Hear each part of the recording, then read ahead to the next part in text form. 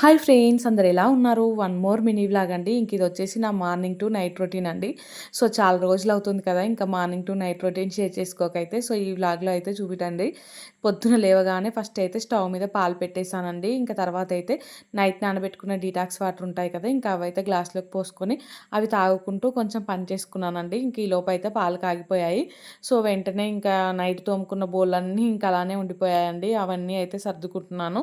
ఇంకా అవి సర్దాకైతే మా హస్బెండ్ ఫ్రెష్ అయ్యి వచ్చారండి. తన కోసం అయితే ఇంక ఇక్కడ టీ పెట్టాను. ఇంకా ఈ టీ అయ్యే గ్యాప్లో అయితే రైస్ కూడా కడిగేస్తున్నానండి. రైస్ అయితే కొంచెం నానితే అన్నం మంచిగా అవుతుంది కదా, అందుకనేసి రైస్ కడిగి అయితే పక్కన పెట్టుకున్నాను. ఈలోపు అయితే టీ కూడా మరిగిపోయిందండి. ఇంకా మా హస్బెండ్కి అయితే టీ కప్లో పోసి ఇచ్చేసాను. ఇంకా ఈరోజు కర్రీకి వచ్చేసి చిక్కుడుకాయ కర్రీ చేద్దాం అనుకుంటున్నాను. సో దానికోసం అయితే చిక్కుడుకాయలు మొత్తం క్లీన్ చేసుకొని ఇంకా ఆనియన్ పచ్చిమిర్చి కూడా కట్ చేసుకున్నానండి. ఇంకా కర్రీ ప్రిపేర్ చేయడం అయితే స్టార్ట్ చేశాను. సో ఇంకొక స్టవ్ మీద ఏంటంటే ఇడ్లీ పెడుతున్నానండి. పిల్లల కోసం అయితే ఇడ్లీ పెడుతున్నాను. మా హస్బెండ్ కోసం అయితే ఇంకా దిబ్బ రొట్టె వేయాలండి. ఇడ్లీ పిండి నిన్న చేశాను. సో మా హస్బెండ్ ఫస్ట్ రోజు ఇడ్లీ తింటారు, సెకండ్ రోజు అయితే దిబ్బ రొట్టె కావాలనేసి అంటారండి. సో అందుకనేసి ఇంకా ఇడ్లీలు అయితే 4 పెట్టాను. ఇంకా ఈ చిక్కుడుకాయ కూడా ఫ్రై అవ్వగానే దీంట్లోకి అయితే టమాటాలు వేసుకున్నానండి. ఇంకా ఇడ్లీ అవ్వగానే ఇడ్లీ దించి పక్కన పెట్టేసి అదే స్టవ్ మీద అయితే దిబ్బ రొట్టె కూడా వేస్తాను.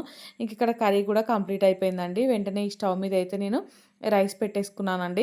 ఇంక ఇక్కడైతే దిబ్బ రొట్టె కూడా మా హస్బెండ్కి అయితే ఇచ్చేసానండి. మా పాప అయితే ఈరోజు స్నాక్స్లోకి ఇంకా స్వీట్ కార్న్ కావాలనేసి అడిగింది. సో తన కోసం అయితే స్వీట్ కార్న్ కూడా ఉడకబెట్టామండి.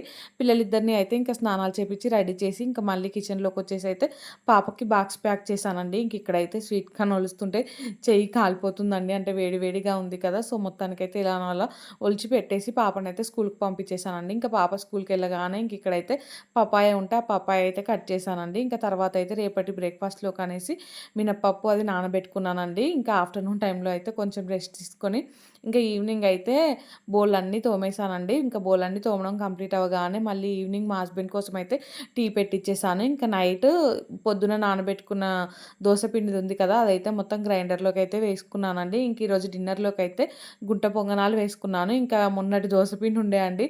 సో దాంతో అయితే గుంట పొంగనాలు వేసి ఇంకా పనులన్నీ కంప్లీట్ చేసుకొని పిల్లల్ని పడుకోబెట్టి నేను కూడా పడుకున్నానండి. సో వీడియో నచ్చితే లైక్, షేర్ అండ్ సబ్స్క్రైబ్.